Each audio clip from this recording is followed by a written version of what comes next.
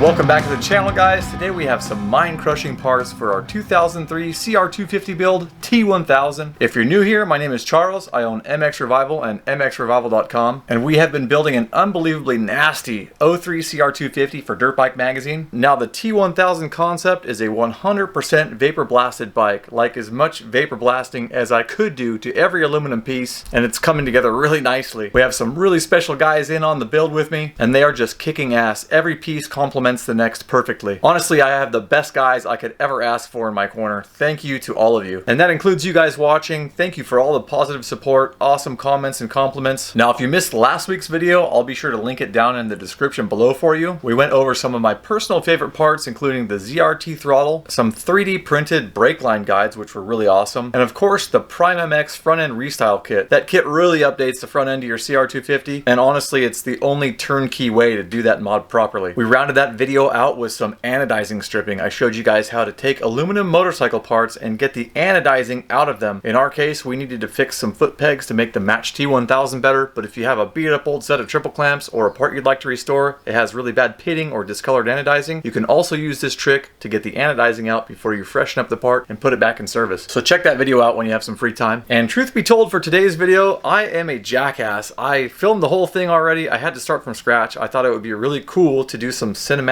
stuff. I blew it on my frame rates. The footage was dark. It looked like shit.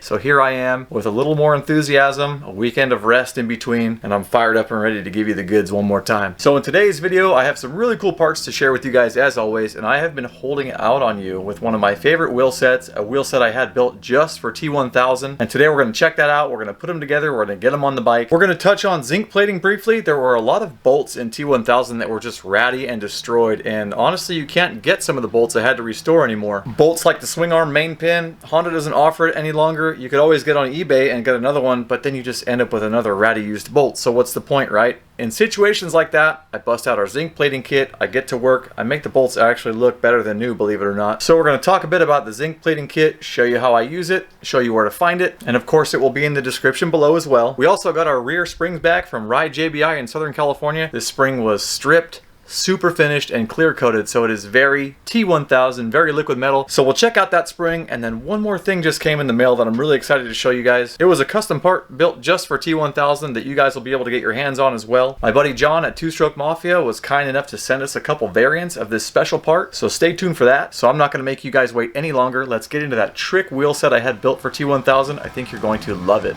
Guys, feast your eyes on my absolute personal favorite set of wheels. I'm stoked to say that mXrevival has been importing these globally for customers for about 4 or 5 years now. They are stupid light, they are incredibly strong, and they're extremely good looking. We have the capability to custom color any part of the wheel. They are just amazing, and thank you to all the customers who support mXrevival. I appreciate you guys, and I know how much you love them because I love them too. So for T1000, what we went ahead and did was we started with a matte silver rim. The matte silver matches the vapor blasting so well, and matte silver in general is just super unique. You don't ever see it. Breaking away from the matte silver rim, I went with a black anodized nipple. Moving back from there, we went to our stainless bulldog spokes, and we have those laced nicely into a gloss black anodized set of hubs. Last but not least, we did a special laser etching in the hubs. We used the Dirt Bike Magazine logo to make a really commemorative set of wheels for the build. So I chose to wrap this wheel setup with some of my favorite components, drive and brakes. We went ahead and used a set of Galfer wave type rotors matching front and rear.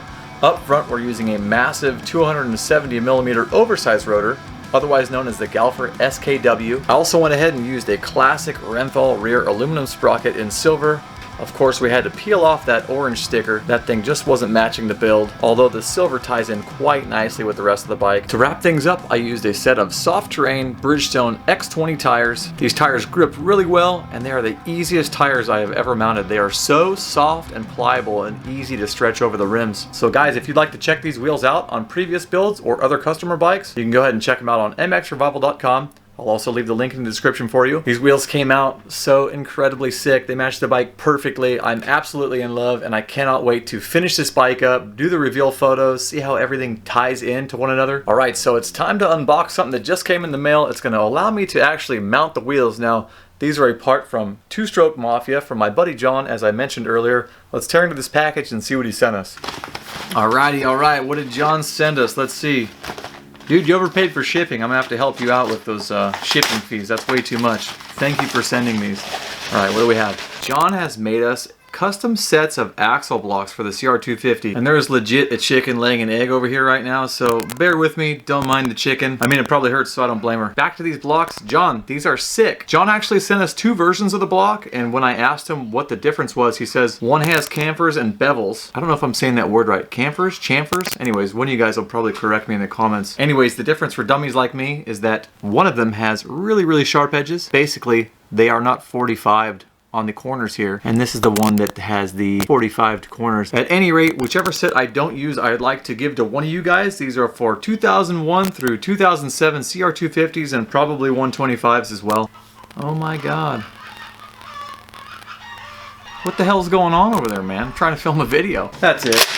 At any rate, guys, whichever one of you can tell me in the comments if it's chamfered or chamfered, because I honestly don't know the difference. I'm going to go ahead and send you the spare set of axle blocks that I don't use. Another question, you guys think I should vapor blast the CNC lines out of these parts or leave them as they are? I think they look pretty cool, and of course, if I vapor blast them, it's going to knock the shine down. So John at Stroke Mafia, thank you for being a part of the build. If you guys want to check out these 2001 through 2007 CR250 and probably CR125 axle blocks, go ahead and check out Stroke Mafia on Instagram. I believe John will also have a merchant page or website available in the near future, and also he let me know he's going to be anodizing these. You know I needed the raw silver for T1000, but I think he's going to do black, red, blue, I'm not for sure. So go check him out. John, thanks again. Guys, the wheels look incredible. The axle blocks tie everything in together perfectly. We're probably just a couple weeks away from final videos and photos of this bike, and I cannot wait to see how it turns out. And guys, I almost forgot to mention, and thankfully I wrote it down in my notes, that I wanted to offer you guys a discount code for the wheels. This code will be on YouTube only. It doesn't exist anywhere else. I don't talk about it, but I wanted to do a big thank you for you guys who support the channel, support the shop, who leave me all the positive comments and encouragement. I really genuinely do appreciate you guys, and this code is just a little way to give thanks back. So what's cool is if you use this code, I'll know you guys saw it here on YouTube because it doesn't exist anywhere else. Thank you guys so much. Moving on. Up next, we have our Wicked Sick, that's how they say it in Boston, our Wicked Sick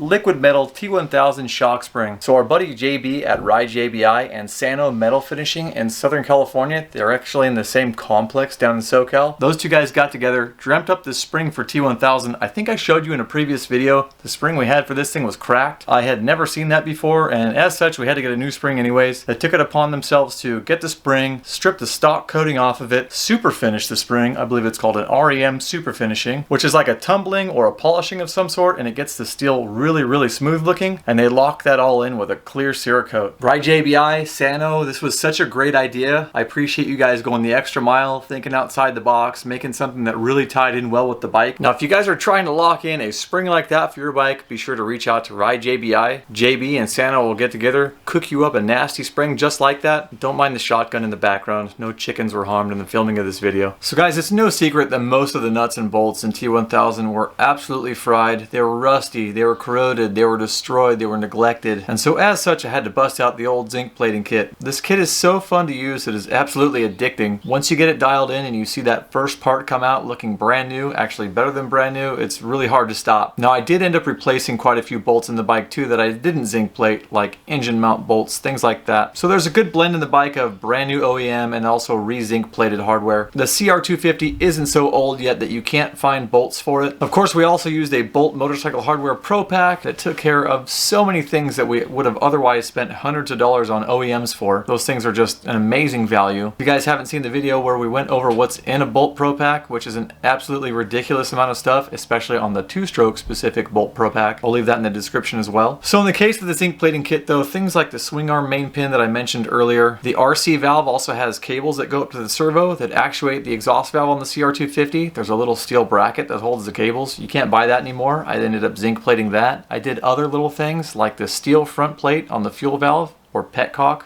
And one of the coolest things I ended up plating was the exhaust pipe spigot. It bolts onto the front of the cylinder. You can't get that part anymore either, and to be honest, most of them at this age are cracked and broken or starting to fail often, so it was really great that I was able to replate that piece and it was usable. It came out so nice. So in order to do this zinc plating, it's actually very simple. I start with our dry blast cabinet. I'm using a 120 grit aluminum oxide to dry blast the part clean, and this just makes cutting all the gunk off of it very fast and easy. 120 grit aluminum oxide is extremely sharp sharp and coarse, so it makes quick work of the part. The problem with it though is you're left with a rough finish. If you were to zinc plate over this 120 grit aluminum oxide finish now, the part would look okay, but it wouldn't be super shiny. So this is the part where you can go nuts and really start to polish your bolt, because this base finish you give the part is going to make all the difference between how your bolt looks when it's done being zinc plated. If you get really crazy and polish the part at this stage, it's going to look like chrome when you're done zinc plating it. For me, I'm in the crossroads of speed and good looks, so what I do to soften the part after the really coarse aluminum oxide blast is to use a brass wire wheel. The brass wire wheel does a great job of shining up the part while also sort of knocking down that really rough exterior finish. So it's not highly polished, but it does look amazing after it's zinc plated. So once I'm done softening the finish of the part on the brass wire wheel, now you're going to want to go ahead and soak the part in acetone. You're going to want to fully degrease it, make sure all the contaminants are off. If you do not do this step properly, you will have a poor zinc plate and you'll have to start from scratch. Not only that, but you'll contaminate your zinc plating bath. Once you know your parts are degreased in the acetone, it's time for a quick dip in some distilled water, and after the quick bath, you're going to go ahead and wrap a conductive wire around your part, send it into the zinc plating solution where it is then electrified, and the transference of zinc from your zinc coated plates to your bolt you're trying to replate or part you're trying to replate can then take place. The result is usually a better than brand new looking bolt or part, so I'm really glad to have it in my arsenal. It has absolutely saved my ass. If you guys want to know more about the zinc plating kit, you already know it's in the description below. Alright guys, so that pretty much wraps it up for today's video. Stay tuned for next week's video where we use that shotgun to blast another annoying animal or two. Guys, next video we're going to go ahead and take a crack at restoring the airbox sides and the top of the fuel tank. They are not up to snuff with where our build is now. They are a little ratty, scratched, a little dull. What I'm going to try and do is bring the finish back up with a series of polishing pads. So hopefully we'll have good results and it will be something you're able to duplicate on your own. And if that's the case, so far everything I think I've needed to purchase to do this job has been super affordable. So that's really great as well. As always, if you have any questions or comments for me, go ahead and drop them below. If you enjoyed today's video, learned something, thought it was entertaining, don't forget to like, don't forget to subscribe. And guys, thank you. The support you've given me on this channel has been immense. I promise to always continue getting better at what I'm doing. Don't forget to try and win the axle blocks for your 01 through 07 CR250. And so with that said, thank you so much for watching. I will see you guys next week. Until then, shred safe, and I will talk to you soon.